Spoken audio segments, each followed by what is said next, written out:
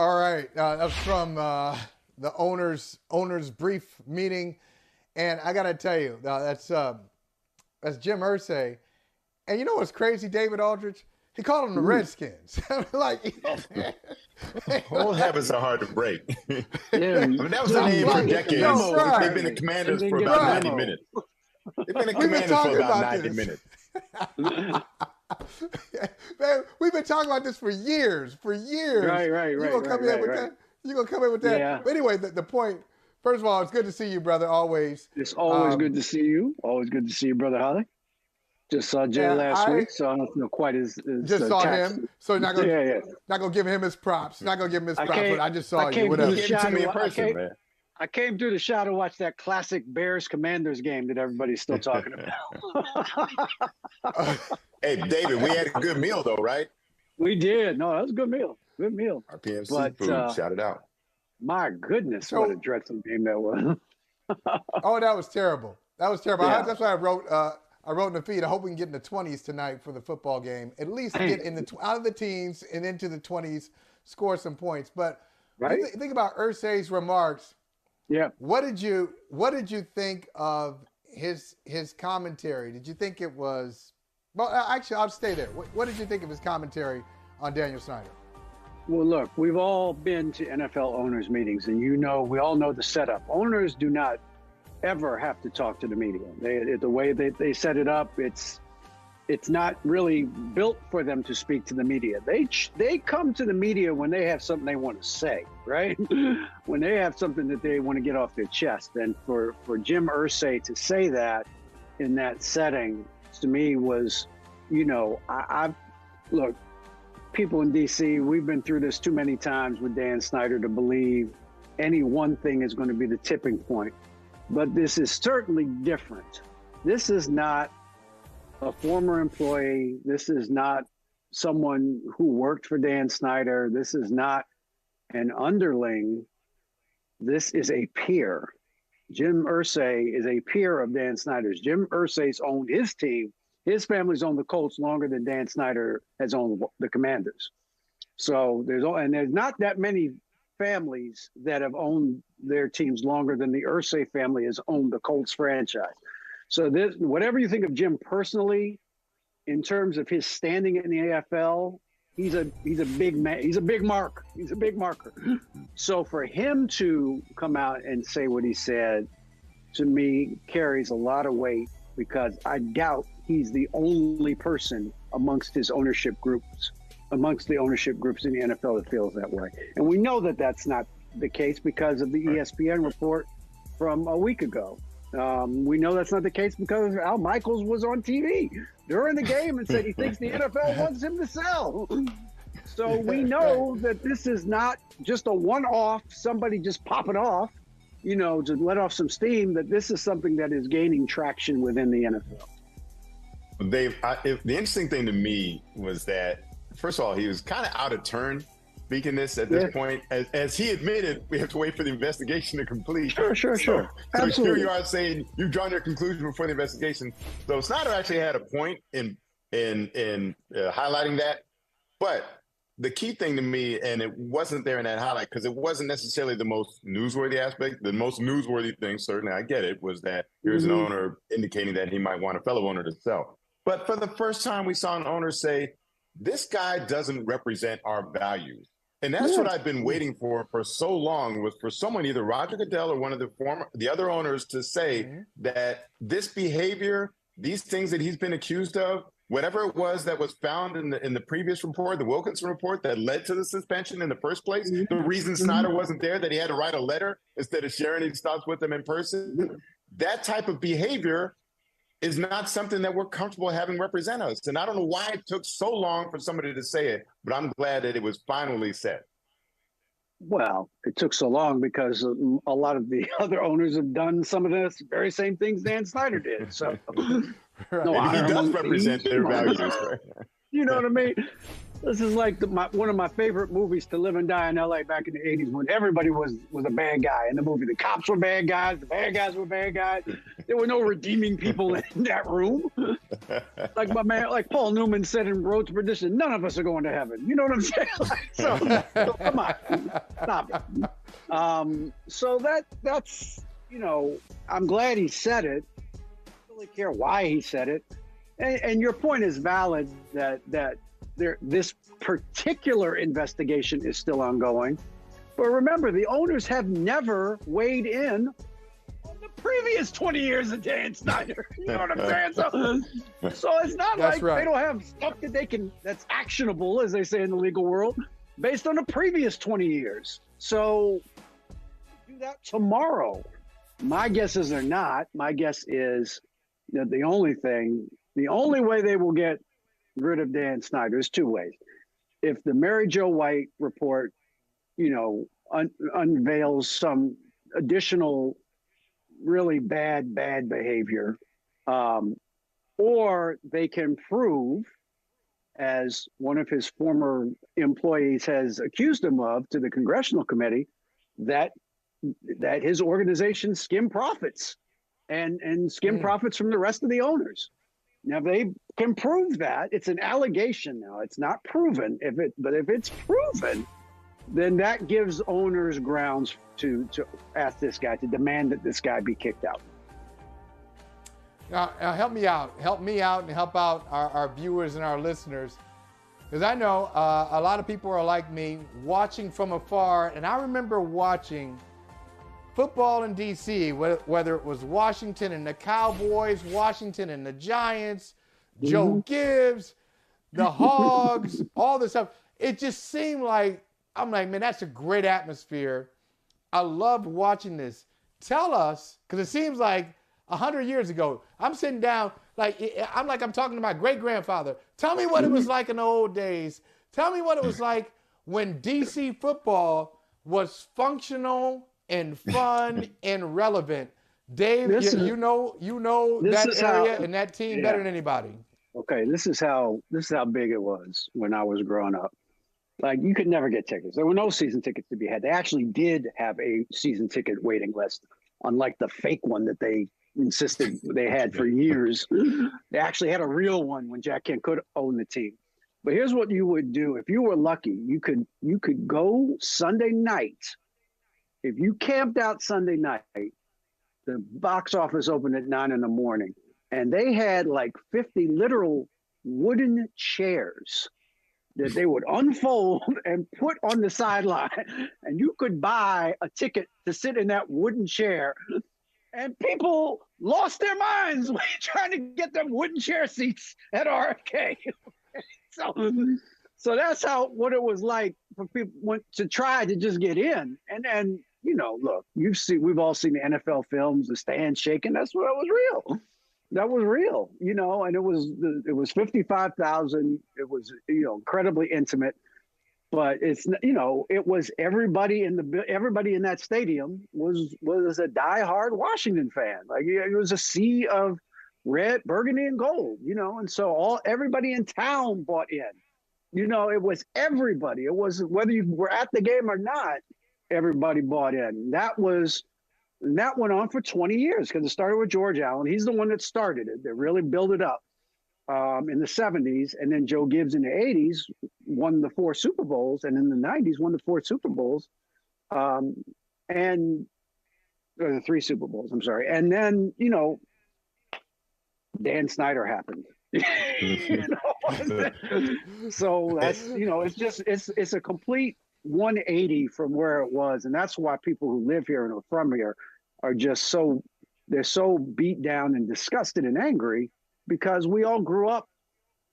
I mean, I grew up every year expecting them to go to the Super Bowl. Do you understand what that's like? Like, every year for 12 years, they're going to be in the Super Bowl. They have a great shot to be in the Super Bowl again. And that was the expectation level. And it's just not that anymore. It's the exact opposite of that.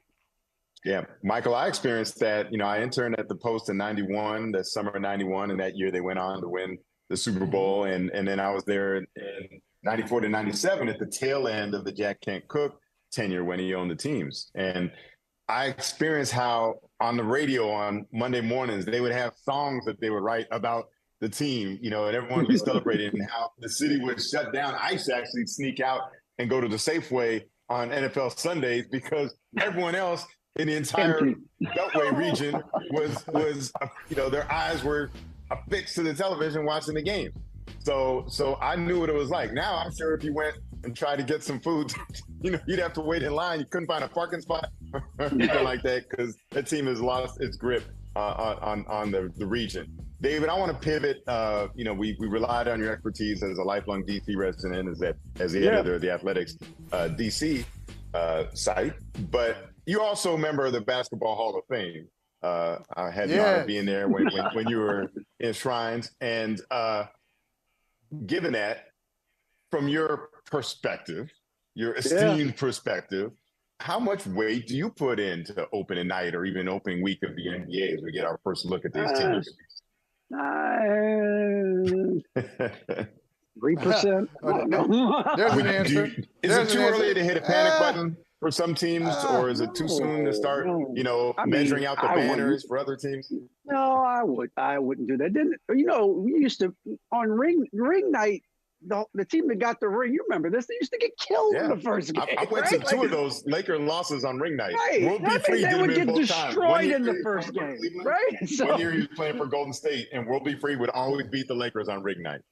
Right. So, I mean, unless somebody gets hurt, like if there's a catastrophic injury, like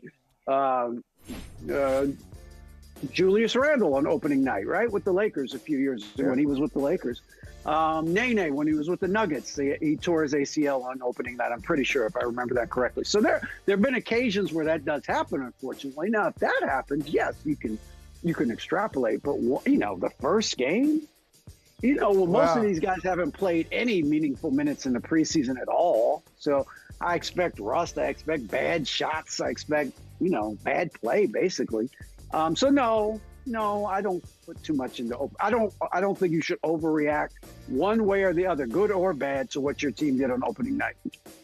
So what I'm hearing you say is, if I bet a significant amount of money on the Brooklyn Nets to win 50 games, right, you got my back on that, like 50 or 55. Well, no. Well, I would say probably, but there's enough doubt that I'd be nervous. So they're again, they look great on paper, but we've yet to see them the way we all thought they would be, right? We've yet to see that stretch of 15, 20, 25 games, a really good sample size of a season, where they just bludgeon people every night, because they just have too much firepower and you can't stop them all and you just lose by 30, right? And we all expected that would be the norm in Brooklyn, right? Night after night after night. And it hasn't been, no matter which superstars they've lined up in this era, it hasn't been that way. And at some point you just start to wonder if it's ever going to be that way, because you certainly look at KD and Kyrie and Ben Simmons now and you go, wow, they should kill people, because they should. You got two unstoppable offensive players, and you got a third guy in Simmons that can guard everybody in the league, or guard most everybody in the league, and wants to pass the ball, wants to distribute the ball. It should work, and it didn't obviously work last night because they got run off their own floor by New Orleans. David, I'm realizing there's a parallel, because the Lakers have two unstoppable guys still in LeBron and Anthony Davis, and a point guard who might have lost his way, shall we say, similar to Ben Simmons and Russell Westbrook. Shooting challenge, shall we say? And Jay, Ben Simmons. And Jay, and here's the thing with Westbrook, what Westbrook has over Simmons is like you never question his passion. You never question his willingness to compete. And so I'm agreeing with you, even more so. I would say there's a difference, though, between them and the Nets. The Nets have shooting. That's the thing. KD can shoot. Kyrie can shoot. Joe Harris can shoot. They got shooters on. They got multiple. Patty Mills can shoot. They got a whole bunch of guys that should keep the floor spread at all times. Whereas the Lakers' big problem is that they can't shoot at all with the roster construction that they currently have. And so everything gets kind of bogged down, and you still have the issue of fit between LeBron and Russell, who both need the ball to be at their best. It's just, that's not ever going to change. I don't care how they try to make it work. They both have to have the ball in their hands to be at the best version of themselves. And don't you want them to be the best version of themselves? So I don't see how that's going to be fixed anytime soon. I actually and have they a need question it in for similar both. places, That was my thing with Shaq and Kobe. They both wanted the ball, but they wanted the ball in different places. So different places. Yeah, so you could point. sort of jerry-rig it, right? You could sort of make it work. That's a good point. I have a question for both of you guys. I want to hear you both weigh in on this because I've done my share of projecting, which is always dangerous. Okay, projecting and not necessarily reporting. So I've taken a situation like, okay, what would I do? And like, what's this guy do? What's this guy do? I'm thinking about the punch, Draymond on Jordan Poole. And then I'm like, okay, well, what are flights gonna be like? What's practice like? If one of them makes a great play, is it cool? Is it over? Is there something lingering? So both of you have covered, championship teams with some pretty brilliant championship coaches. As a matter of fact, the Warriors coach benefited from some of that brilliant coaching from Phil Jackson back in the day. How do you think this is going to play out throughout the season? Just based on your experiences of these sorts of things, how do you think it plays out going forward? You want to go first, Jay? Well, I'll just say something on my mind is I just watched the interview Steph Curry did with our friend Rachel Nichols, in which he said that there have been some moments, and he said there'll still probably, or there might be some more moments going forward, which was interesting to me to acknowledge that it's not all done. It hasn't been put behind them. They haven't moved on. Maybe he was referencing to just the general adversity that you're going to face during the season. Yeah. But it seemed like in that context that he's allowing for the possibility that this could flare up again, or some issues from this moment could resurface during the course of the season. I thought that was interesting to hear that coming from Steph. Yeah, I mean, I would say, my guess, and it's a guess from 3,000 miles away, is that it may not necessarily be Draymond and Jordan, knuckling up again, but you've got families involved now, right? And so you never know what goes on amongst families, right? Like those are unpredictable. Right? Great point, David. You know what I mean? Like it's unpredictable. Like I'm not saying anybody's looking to do that. I'm saying families take some of this harder sometimes than the players do, right? And so you have that dynamic. You have the dynamic of just basketball. Jordan Poole doesn't crack back on a guy that he's supposed to crack back onto, and Draymond yells at him as he would yell at anybody, right, who doesn't do what they're supposed to do. How does Jordan Poole take that, knowing what we all know? I don't know the answer to that. I don't know. It seems clear that Draymond's not going to get paid by the Warriors anyway. How does he react to that over the course of the season? Like he's never been in the position. Like when they're giving out those contracts, that reminded me like Charlie Brown or something. Like you get the candy bar, you get the rock. Like they broke something off. They gave Draymond a rock. They broke off Wiggins, and then Draymond, you get the rock. He's looking at the bag. I got a rock. This is all I get. Hey, I got a rock. Come on, man. I got a rock. So on the way out, David. Yeah, go ahead. I mean, so I don't know is the answer, but here's my guess. If nothing, I don't think anything's going to lead them to have to trade Draymond Green away in the middle of the season. I think they are committed to playing this year out, trying to win one more chip with this group. And then next offseason, they're going to have some decisions to make. And I'm guessing that decision one is what to do with Draymond, and it's probably not bring him back. So, but I think they will squash that until the end of the season. So before we get you out of here, last question for me. Last question. Let's make it the last question. until the next time we get together here on this show. Yes, sir. Who's winning this thing? Who's winning the NBA title? Who you got? Well, I know we're not, we're not anointing anybody, but best guess. Who you got? No, I picked the Clippers in Philly to make the finals, so I have to stick with that. You don't have to. You don't have to. Well, no, I'm not like going to these fly-by. I hate people that say something and then 3 weeks later, well, things have changed. Yeah, of course things change. That's what happens in life. Things change. So you stick with your prediction. Who are you talking right? about? Yeah. Who are you talking about?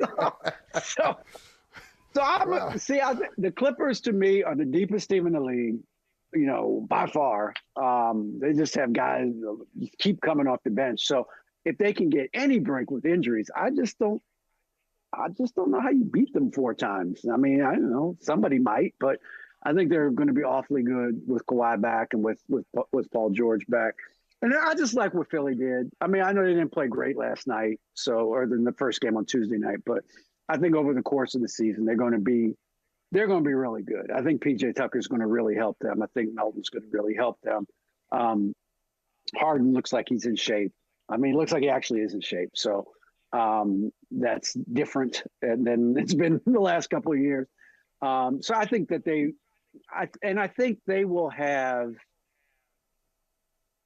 not just more talent in terms of how they have to play, but I think those guys will give them a little bit of an edge that maybe they haven't had. PJ Tucker plays with an edge, you know what I mean? And I think that will help them during the course of the season and certainly in the playoffs. So I've got them in the finals. I can't remember what I picked, but I'll just say I picked the Clippers just because I think they're the best team going into the season. All right. Hey, Jay, we got to hold them to it. We're going to hold them to it all season long, no matter what information changes. There's a 98% chance I'll be wrong. but they told me to pick somebody, so I did. Okay. I like that. You asked me to pick somebody, I'll pick somebody, and then I'll leave me alone. We'll revisit it. We'll revisit it when it's warm. As LeBron says. Live with the results. Live with the results. Hey, man, you're welcome here anytime. You know that. Always good to see you, David Aldridge. Man, good to see you, Mike. Good to see you, Jay. Appreciate it. Appreciate you having me on. Right. Yes, sir. Good stuff. Man, you're making me nostalgic for those DC days. I'm going to go back and watch some John Riggins runs. Yeah. Hey, thanks for watching Brother from Another on YouTube. Make sure you hit subscribe before you leave, and be sure to watch us 3 to 5 p.m. Eastern Time on Peacock. Appreciate you.